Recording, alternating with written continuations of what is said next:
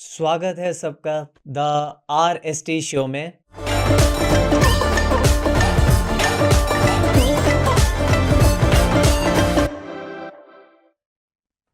सरकारें पहले भी थीं, भावनाएं लोग के अंदर पहले भी थीं, तो ये भाजपा की सरकार में ही मुमकिन हो पा रहा है कि मंदिरों को वापस जो दर्जा प्राप्त होना था वो मिल पा रहा है। क्या कांग्रेस की सरकार ये चीज़ें नहीं कर पा रही थी, या पहले ऐसे एफर्ट्स नहीं लिए गए? जहाँ तक कांग्रेस की बात है तो जन भावनाओं को नहीं समझा, उन्होंने अपनी भावनाओं को समझ के अपने हिसाब से काम किया है। परंतु भारतीय जनता पार्टी एक ऐसी पॉलिटिकल पार्टी है जो करोड़ों करोड़ों भारतीयों के भावनाओं को समझ करके उनके अनुरूप काम कर रही है।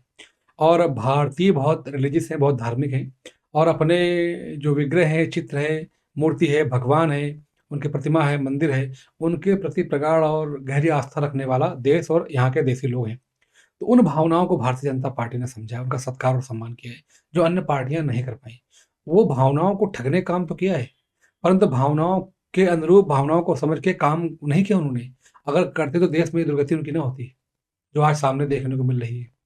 भारतीय जनता पार्टी उन भावनाओं को समझी और भारतीय जनता पार्टी ने कड़ा संघर्ष किया है। ऐसा नहीं कि पार्टी बनी और तुरंत सत्ता में आ गई, उसके पीछे बहुत कड़ा परिश्रम है। 100 साल लगभग संघ को काम करते हो गया है। आज दुनिया का जी। सबसे बड़ा संगठन हो गया है आरएसएस। क्यों हो गया है? वो तत्काल सत्ता में नहीं आया, ना भारतीय जनता पार्टी तत्काल सत्ता में आई। संघर्ष की कितने लोग मारे गए और कितने काटे गए, कितने जेल की यातनाएं सही। आज भारतीय जनता पार्टी जो दुनिया की सबसे बड़ी पार्टी के रूप में हम देख पा रहे हैं उसको, भारत में सत्ता, कितने स्टेटों में उसकी सत्ता है। तो भारत जो है, भारत की भावनाओं और भारतीय लोगों की भावनाओं को समझने में सफल हुई भारतीय जनता पार्टी। और इसीलिए जो धर्म स्थल हैं, जो देव स्थान है, जो मंदिर हैं, उनकी साफ सफाई, रख रखाव और उनके सौंदर्यीकरण के लिए प्राथमिकता के साथ, ऐसा नहीं केवल मंदिर तक ही सीमित है, मंदिर में आने वाले लोग भी क्या सुखी कैसे नहीं।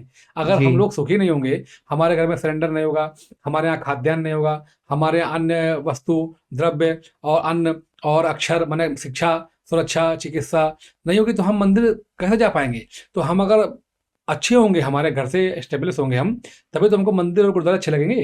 तो इसलिए जी। जो है, भारतीय जनता पार्टी कई जगह एक साथ काम कर रही है, केवल मंदिर में काम नहीं कर रही है। मंदिर में आने वाले श्रद्धालुओं के घरों तक शिक्षा पहुंचे और चिकित्सा स्वास्थ्य का लाभ मिल पाए। आयुष्मान योजना कितनी बड़ी भारत सरकार की योजना है। इसके अलावा आप देख रहे होंगे कि शिक्षा के क्षेत्र में कितना बड़ा काम किया जा रहा है।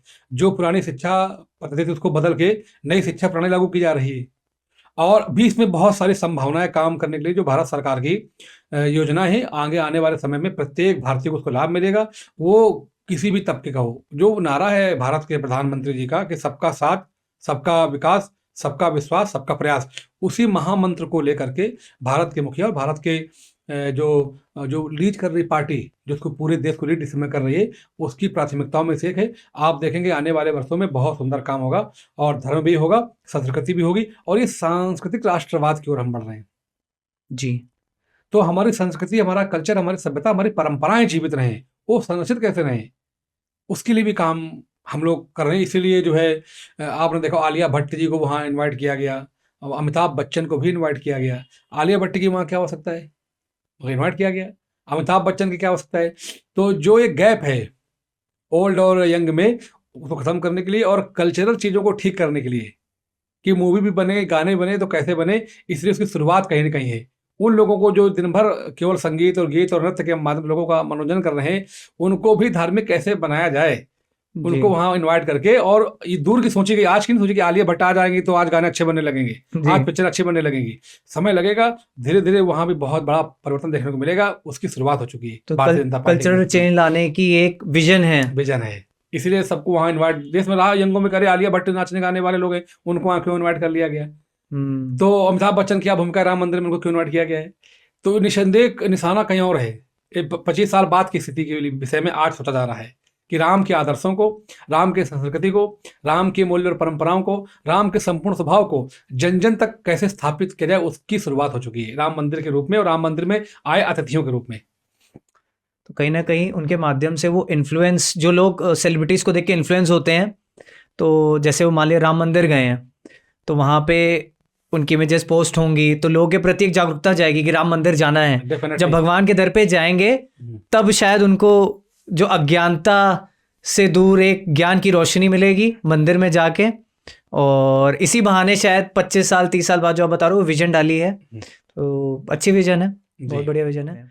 अच्छा, कमेंट सेक्शन में please give us a feedback कि आपको एपिसोड कैसा लगा। So signing off on the RST show.